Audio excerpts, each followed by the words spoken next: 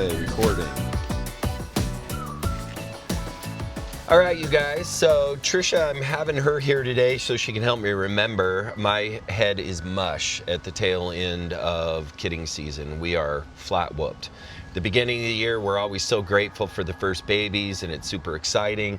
And by the end of the year, our tails are so whipped, we can't wait to see the last ones go because we're just wore out. They're always so cute, but they also get kind of monstery as they get bigger, right? All scary to go in their pens. I know. It's like wading Hold into on to your hat. 10 piranhas trying to tackle you to it's piranha time.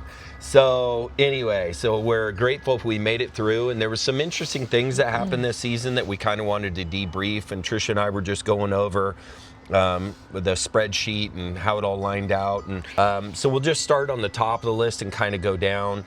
I'm gonna throw Echo in early because we didn't know when she got bred, so she was at the top of the list. But so speaking about Echo, that was the birth with Faith and Hope, and Faith and Hope were our project babies this year for sure. And Tricia did a lot of the work. Yeah, that was an intensive care unit, keeping them nourished because they were dummies. They didn't have the nursing and sucking reflex due to either hypoxia or hypothermia because they were born out in the pen. And but when it clicked in, I'll tell you what. Day 4 on one and like day 7 on another. Yeah, and so the one that was day 7, she was skinny. She was like, oh, I was so glad when she finally started drinking. And yeah. You should see them now. They're insane. They're so insane. Yeah. They're just, and they just make all kinds of noises when they're eating. It's really fun. Yeah, they're doing good. They're so good. So then Patty came. She had a boy and a girl, and those were our monsters this year. That big guy that I think we're going to call Spirit because he's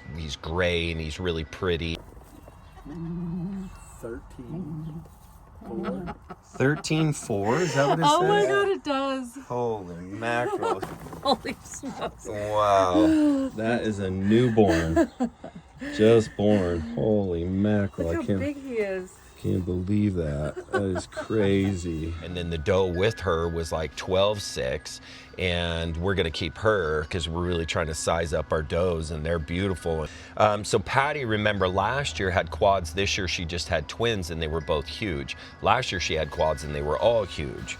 That birth went pretty good. Oh, no. That's the one, honey, where it was the 911. We quit filming because she had that one boy, the huge boy, the first one, head out, legs back, one of the most difficult presentations.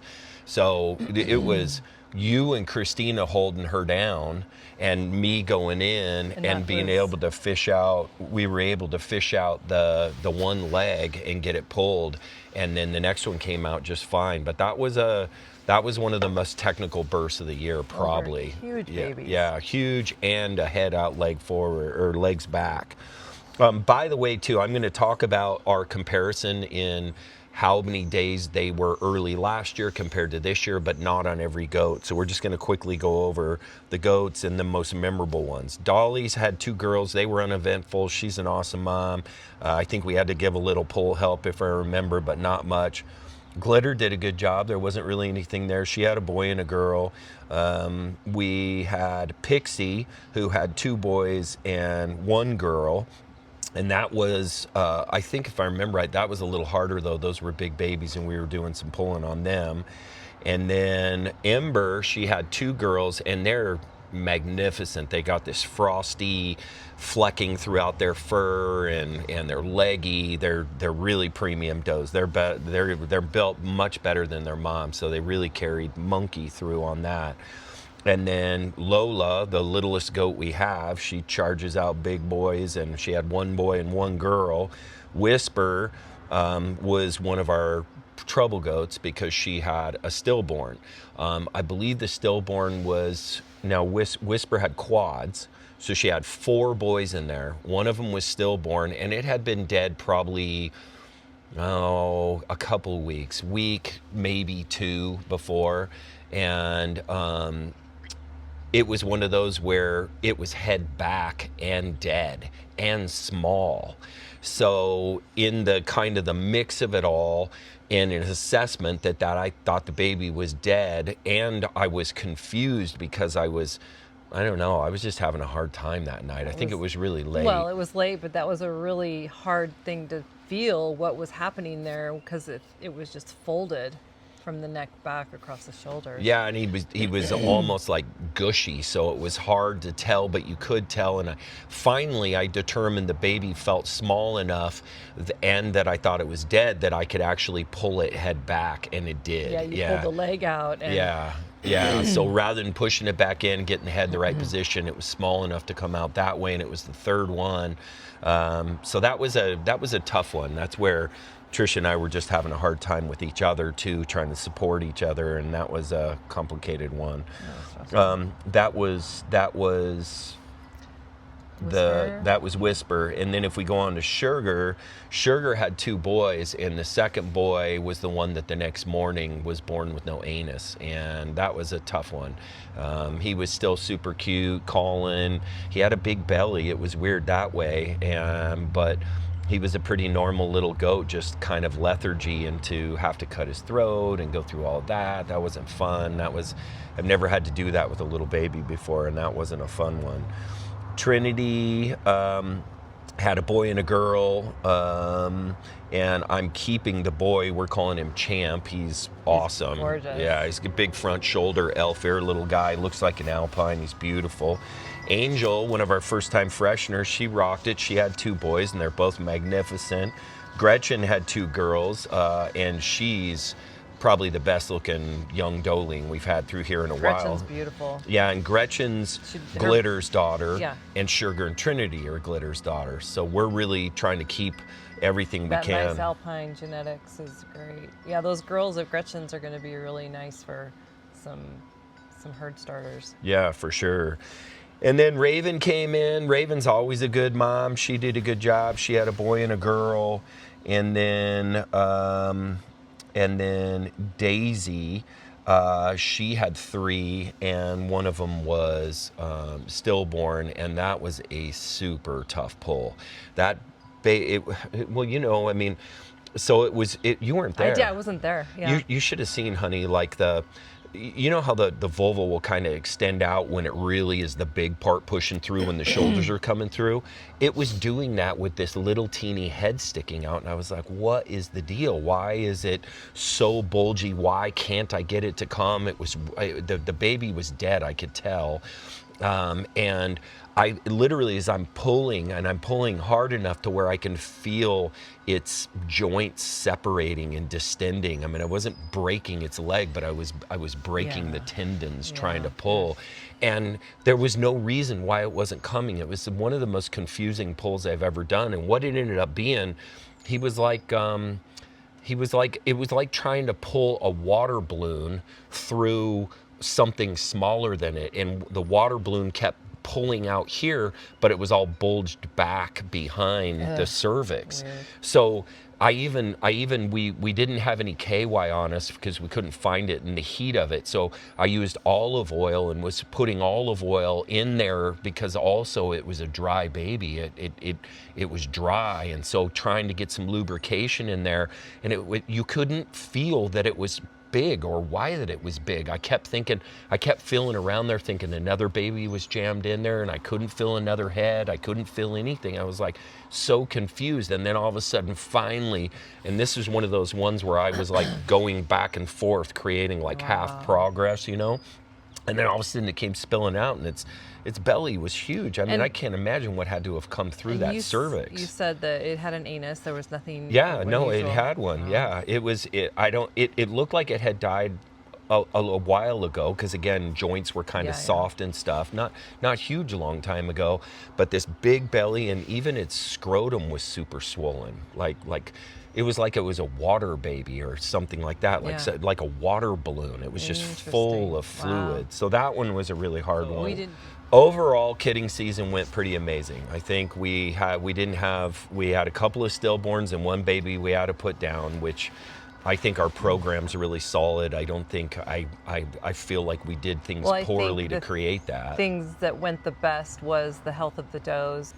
Everyone did great, and we've had fantastic health of the babies that Yeah. has been incredible. It's true. We've had almost unbelievable. No diarrhea. nuh-uh. No, Well, we've had a little bit of diarrhea, but I mean, nothing compared to like- what kind of a normal season is. like Each you would little think. group kind of gets coccidia, and you got to treat them.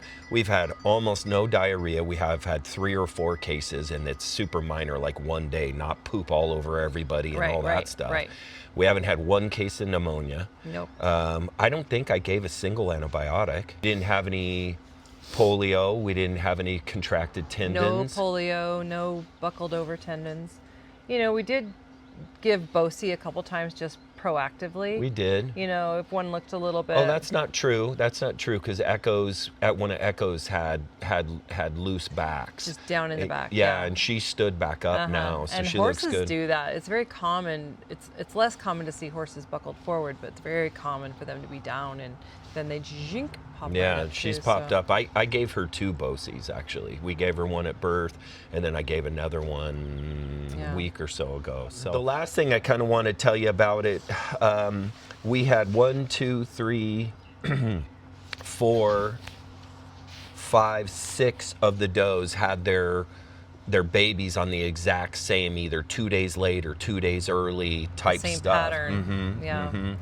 And I'm feeling really good about our size of goats and our estimation of 153 days, and having that be our basis, because we're always right around it. If we were 155, we would have missed a bunch. If we were 150, we would have been too early.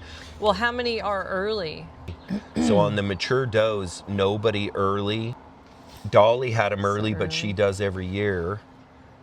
And it's good to keep track. 1 day early. Because then we know they're consistent, so we can say, okay, Dolly's going to be early. Yeah. We just need to watch her. We bring her in.